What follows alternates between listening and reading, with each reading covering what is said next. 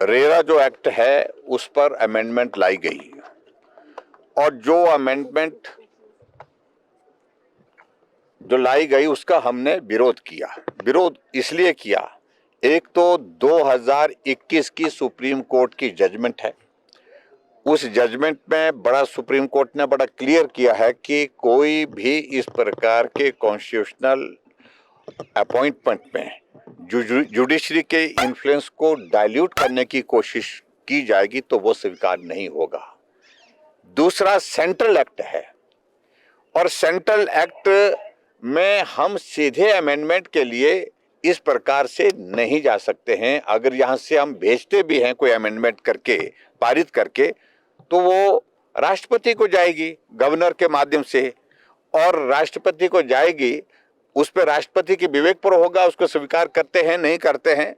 लेकिन central act को amend करने का अधिकार स्टेट की गवर्नमेंट को नहीं है। अब प्रश्न ये यहां पर है कि आमदा हुए पड़े हैं और लगातार इस सारी चीज को आपने देखा होगा 3 वर्ष के कार्यकाल में जितने कॉन्स्टिट्यूशनल अमेंडमेंट, कोई इस प्रकार की जो इंपॉर्टेंट अमेंडमेंट होती है, जो ऑटोनमस बॉडीज होती हैं, उनकी फंक्शनिंग को मुख्यमंत्री अपने नियंत्रण में लाना चाहते हैं। अब जहां chief justice Himachal Pradesh high court के इस सिलेक्शन कमेटी के चेयरमैन हैं, वो उनको हटा करके चीफ सेक्रेटरी को करना चाह रहे हैं। अगर चीफ सेक्रेटरी ने अपने आप अप्लाई किया है तो उसके बदले जाकर के नीचे एडिशनल चीफ सेक्रेटरी जो है उस कमेटी का जो है वो हेड करेंगे, चेयरमैनशिप उनकी होगी और उसके बाद उनके अंतर्गत जो है, उनके अधीन जो है वो इंटरव्यू कराएंगे। कोई बात बनती नहीं है, किसी भी तरह से बनती नहीं है। जब हम अपना पक्ष रख रहे हैं, रेरा के चेयरमैन की अपॉइंटमेंट हो गई, वो करना नहीं चाह रहे थे।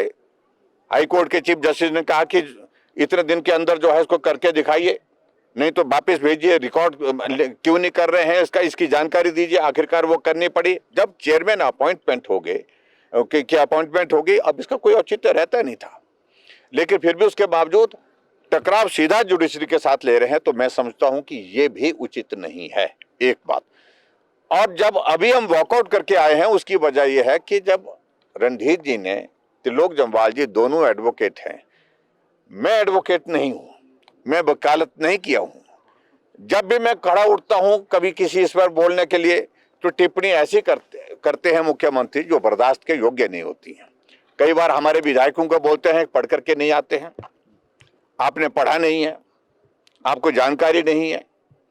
और आज जब मैं बोलने के लिए उठा तो कहा कि आपने वकालत नहीं की है। क्या वकालत करना जरूरी है? क्या उसके बिना हमको जानकारी नहीं रहती है?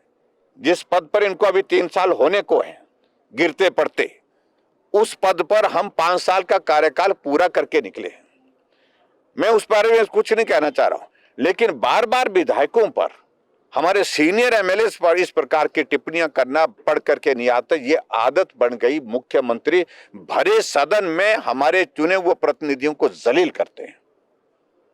और आज फिर उन्होंने इसी बात को जब टिप्पणी की, उस टिप्पणी का विरोध के दर्ज करने के लिए हमने तय किया, हम सदन के बाहर वॉकआउट करेंगे। हम वॉकआउट कह करके आए, अब सदन से वॉकआउट करके आए, क्योंकि इस प्रकार से चुने हुए प्रतिनिधियों को जलील करना सदन के अंदर, ये कतई भी बर्दाश्त के योग्य नहीं है। सर, एबीवीपी के कार्यकर्ता जो प्रदर्शन कर रहे थे, वहां से सूचना ये आई है कि लाठीचार्ज उन पर किया गया है और कुछ घायल भी उसमें हुए। बहुत दुर्भाग्यपूर्ण है। लोकतांत्रिक मूल्यों का जो इस प्रकार से उनको हरास नहीं होना चाहिए, उनको नहीं कुचलना चाहिए था। मैं देख रहा था, अपनी बात कह रहे थे, और वो तो ऐसी बड़ी संख्या भी नहीं थी, संख्या भी थोड़ी थी, लेकिन उसके बावजूद भी पुलिस ने उनको रोकने के साथ साथ में लाठीचार्ज किया है।